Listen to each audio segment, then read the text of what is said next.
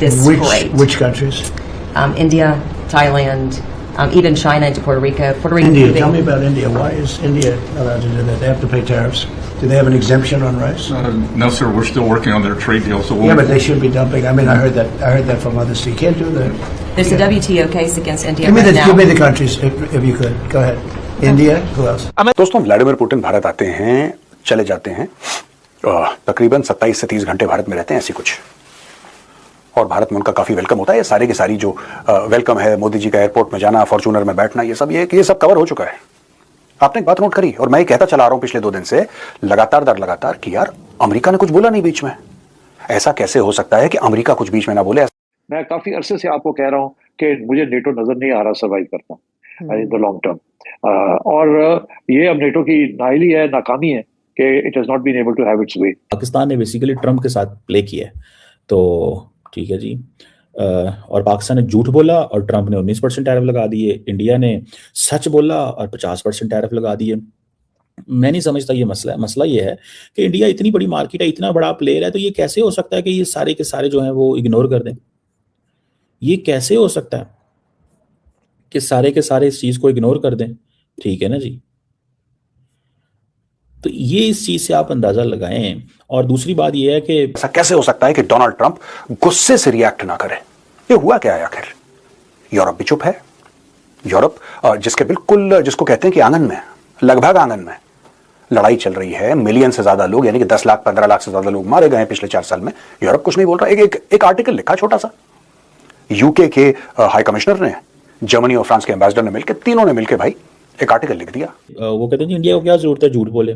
Trump की जो craving है नोबेल पीस प्राइज के लिए है, तो इंडिया के अंदर तो प्रॉपर्ली एक एंटी ट्रम्प पूरी कैंपेन चली है, एंड मौजूदा जो अमेरिकन एडमिनिस्ट्रेशन है वो इसको देख रही है। ठीक है जी।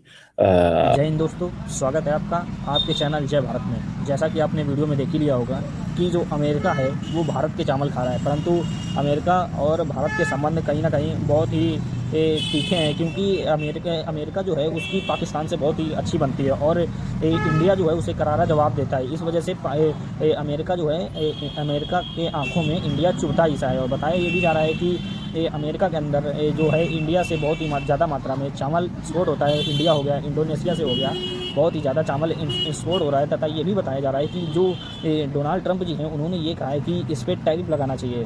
तो आपकी क्या राय है कमेंट सेक्शन में जरूर दीजिएगा। मिलते हैं। ये जहाँ भी भारत का नाम सुनता है पागल हो जाता है, ये सोचते कैसे भारत को हम थ्रेट करें। चावल का नाम सुना तो भारत पे टैरिफ लगाओ, चावल वाले पे भी भारत का टैरिफ लगाओ। भारत का सामान अमेरिका में आ कैसे रहा है? 50% हमने टैरिफ लगा दिया फिर भी आ रहा है, तो वो बंदा एकदम पागल हुआ पड़ा है। कुछ भी कर सकता है वो इस समय भारत के खिलाफ, ये लेवल है। तो खैर, ऐसे भारत के चावल पे अगर आप बैन लगाएंगे तो कोई दिक्कत नहीं है। 50% टैरिफ लगा हुआ है, स्टिल हमारी 7.6% की ग्रोथ रेट है। आप चावल पे टैरिफ लगा के क्या भारत की ग्रोथ रेट रोक दोगे? नहीं, भारत चावल बेचेगा, 2 रुपये कम में बेचेगा, 5 रुपये सस्ता बेचेगा, और ना इससे ज़्यादा क्या हो? कुछ नहीं। चावल लेने वालों की कमी नहीं है, बल्कि देने वालों की कमी है। सो ये आप इसी से अंदाजा लगा लीजिए। डोनाल्ड ट्रंप ऐसा आदमी है कि बारिश हो तो ट्वीट कर देता है या ट्रूथ सोशल पर डाल देता है, सूखा पड़े तब उसका कोई ओपिनियन है, कोई कुछ बोले, रिपोर्टर बोले तो उसके बारे में कोई ओपिनियन है, कोई न्यूज नेटवर्क उसके बारे में बोले, उसके कोई एंकर को नौकरी से निकालना है, उसमें डोनाल्ड ट्रंप बीच में आता है और बोलता है कि नहीं, इसको तो नौकरी से निकालो, उसकी शो छीन लो इससे। इतनी बड़ी चीज हो गई, किसी ने कुछ नहीं बोला। Nobody is saying a word. मुझे ऐसा लगता है दोस्तों, कहीं ना कहीं दुनिया का जो जियोपॉलिटिक्स का जो डायरेक्शन है वो हल्का सा, मैं ये नहीं कह रहा कि मेजरली चेंज हुआ है, लेकिन हल्का सा 2-3 डिग्री वो पलटा है।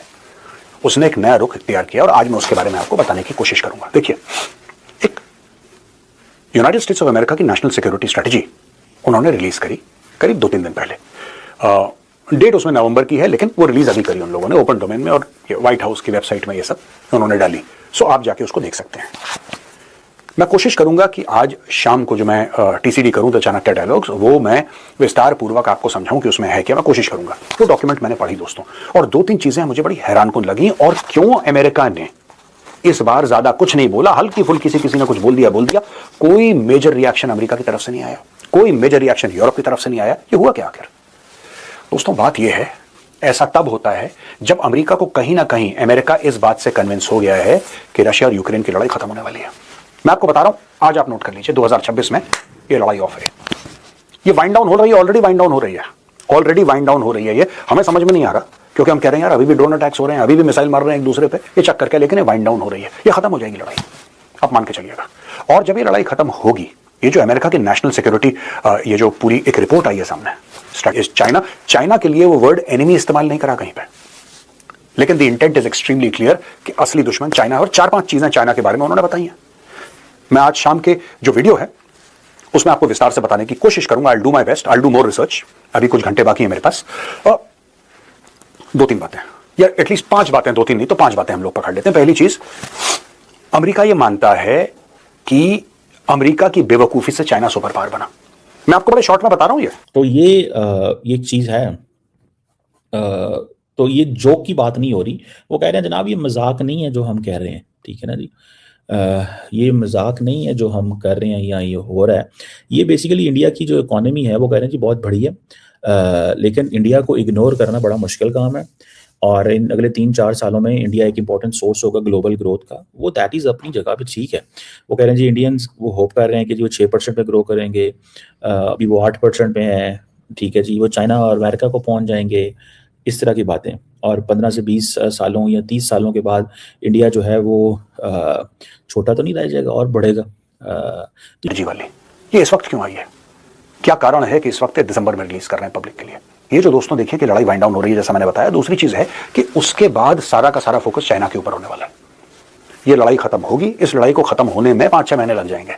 जैसे ट्रेन को आप ब्रेक लगाते हैं, धीरे धीरे धीरे ट्रेन रुकती है, 1-2 किलोमीटर लगते हैं ट्रेन को रुकने में। उसी प्रकार से ये भी ट्रेन है, 4 साल से धड़ाधड़ दौड़ रही है पटरियों पे, इसको रुकने में टाइम लगेगा, लेकिन ये रुक जाएगी। और एक बार ये ट्रेन रुक गई दोस्तों, यहां पे ट्रेन से मेरा मतलब है रशिया यूक्रेन की लड़ाई, उसके बाद दुनिया भर का फोकस होने वाला है चाइना के ऊपर। ये बात चाइना भी जानता है।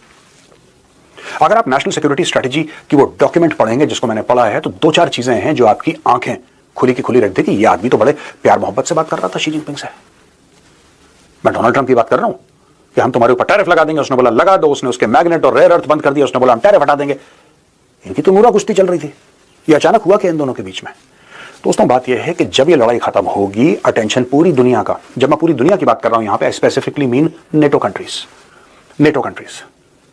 ट्रंप को एक बात पता है, और ये नेशनल सिक्योरिटी जो डॉक्यूमेंट है, स्ट्रेटजी डॉक्यूमेंट है, ये साफ बोलती है कि द रियल एनिमी। ये चीजें जो है वो कह रहे हैं कि आप बेसिकली अमेरिका ने हमें मिसरीड किया है, उनको नुकसान होगा। और ये बड़ा ओवर सिंप्लीफिकेशन है सारे प्रोसेस की एंड ऑल दिस। बहरहाल ये चीज़ें हैं, थोड़ा सा मुश्किल ही लगता है, लेकिन एट वन वे और दी अदर ये पॉइंट जो है ना, इसका वजन तो है कि पाकिस्तान ने सीज़फायर मानी अमेरिका की और अप्रिशिएट किया। इंडिया ने क्या किया? इंडिया ने ना माना ना अप्रिशिएट किया, क्योंकि उन्होंने अपना डोमेस्टिक नैरेटिव बना के रखा हुआ। इंडियंस हैव दिस नैरेटिव, वो उनका एक नैरेटिव है कि जी हमें हर कीमत के ऊपर हम आज़ाद हैं, हमें किसी की कोई परवाह नहीं है, हम किसी को कुछ समझते नहीं हैं, मतलब लाइक दिस। तो ये पॉइंट जो है वो नज़र आ रहा होता है कि भाई ये है। बहरहाल इट ऑल डिपेंड्स के मुझे नहीं लगता कि इसको किस तरह देखा जा सकता है या क्या देखा जा सकता है। What matters the most is for us in Pakistan कि ट्रंप हमारी तारीफ की वजह से हमारे साथ नहीं है। ट्रंप हमारी तारीफ की वजह से हमारे साथ नहीं है। तो ये चीज़ जो है दैट इज़ देयर। अब इसको मैं जब समझता हूँ तो मैं इसको ऐसे देखता हूँ कि अमेरिकन्स ओवरऑल इंडिया से they were not happy overall treatment of India. It was Russia and many other factors.